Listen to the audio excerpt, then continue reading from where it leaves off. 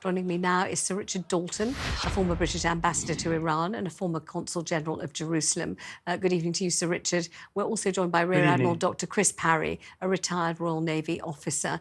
Let's start with Richard Dalton, if that's OK, sir. I mean, it looks as if there's going to be some kind of ground invasion or attack by Israel on Gaza. What are your thoughts about the people in Gaza having been offered 24 hours of warning and being told, vacate your homes, move, get out of the way because we will be bombing, we will be attacking?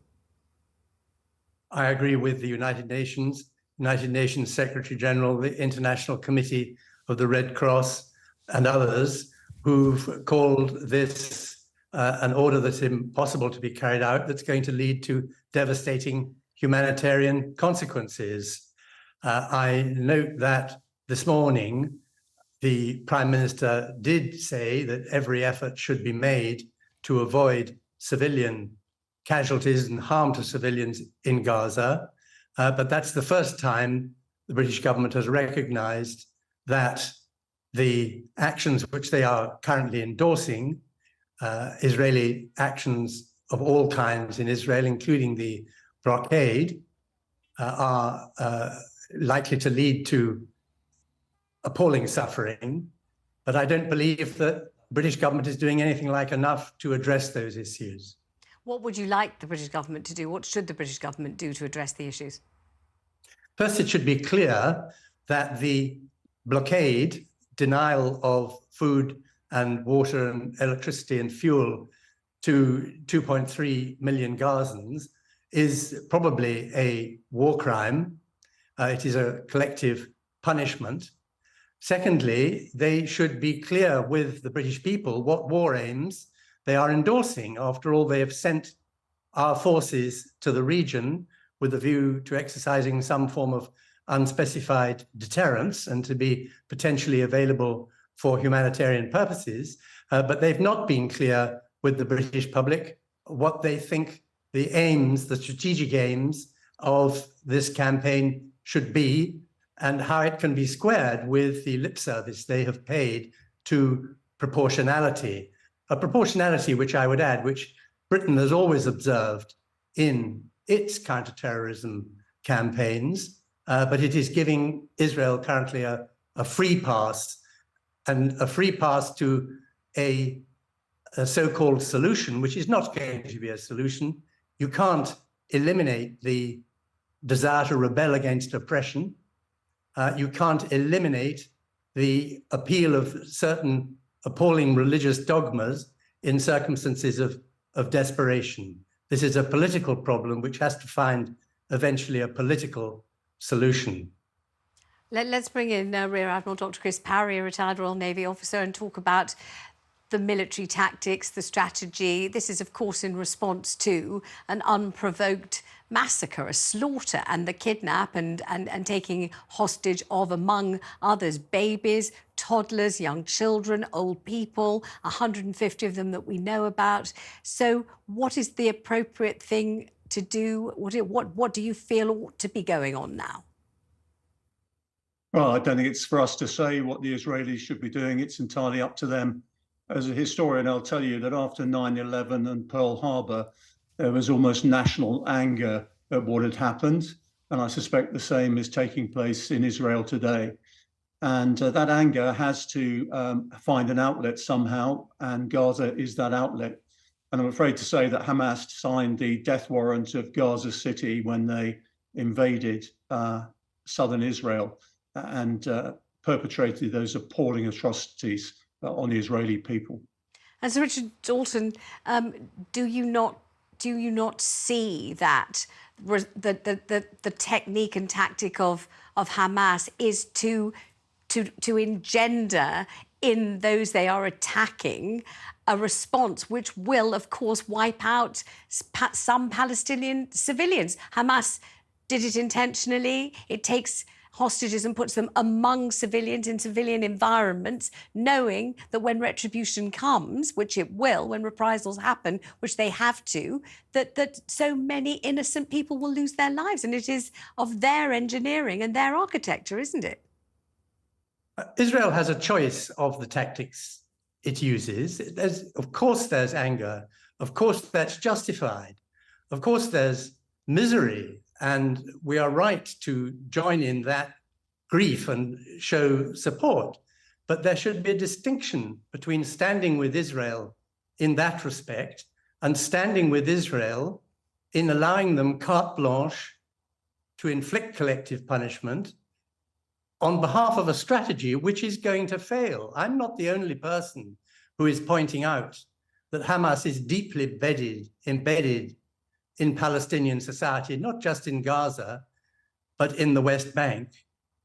It won the elections in 2006, and because of the failure of the peace process, which I would put down largely to Israel, although that others would disagree, there is now a majority of Palestinians who believe that, given what is being inflicted on them by the Israeli government and settlers, that armed resistance is the best option for them. Now, I disagree with that, and I would never in any way endorse the attacks on civilians which Hamas has perpetrated.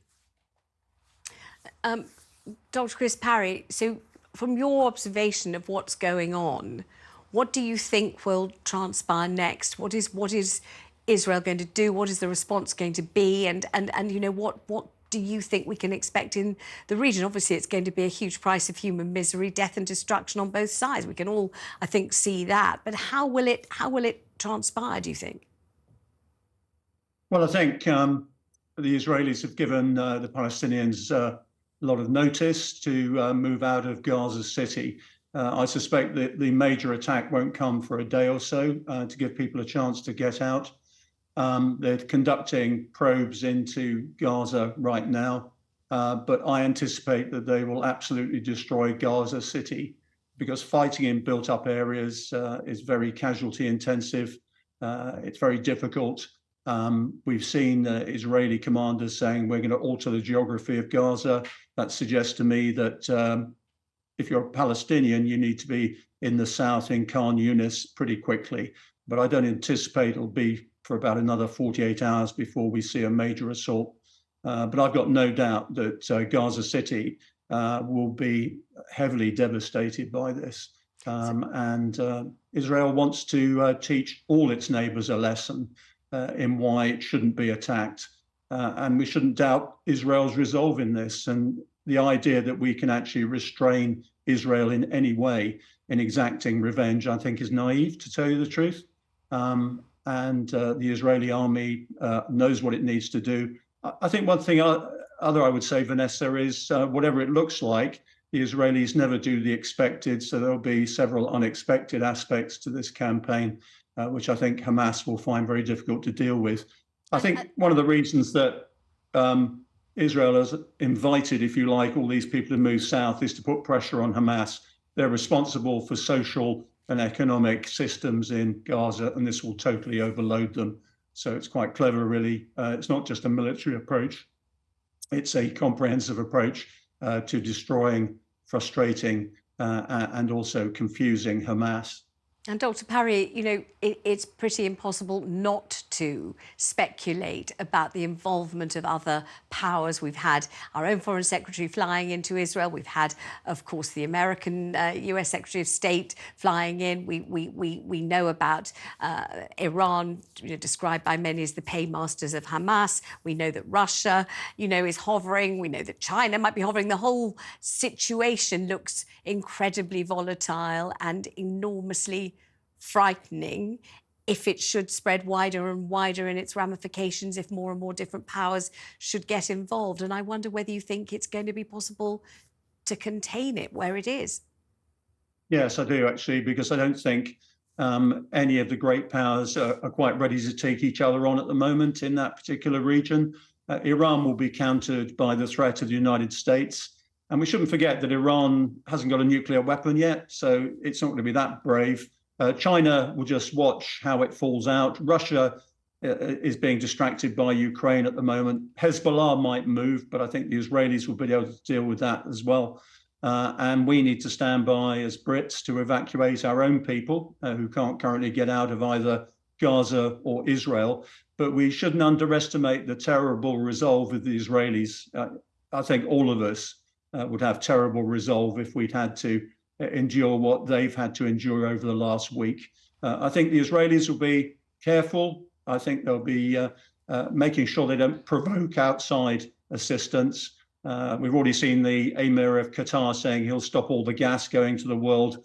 If Gaza gets bombarded, well, that may be a bluff, but that will change the geopolitics of the region. Yes. But right now, I think this will be containable. I don't think the Israelis will be so foolish as to provoke outside intervention. Let's ask Sir Richard Dalton if he agrees with that analysis. Does that strike you as a viable thesis? No. I think that the declared positions of Arab countries like Qatar and, above all, of Hezbollah should be given more weight than that. After all, if Gaza is obliterated, which is what the previous speaker was suggesting, yes, how can that be described as Israel being careful? I mean, the West Bank is about to go up. There have been 11 deaths inflicted by Israel on action by demonstrators or rioters. I don't know what it was exactly. The situation would get much worse if the situation in Gaza that has been described was to come to pass. I think the West Bank and Jerusalem are the flashpoints. I don't think it's in Hezbollah's interest to start a war, but you can't. Once a war starts, the enemy gets a vote, and it's not in Iran's interests to get involved. Hezbollah exists in part to be a deterrent against the repeated threats of aggression against Iran by the United States and Israel. And I believe in current circumstances, Iran would want to keep that deterrent capability in Hezbollah's missile arsenal intact.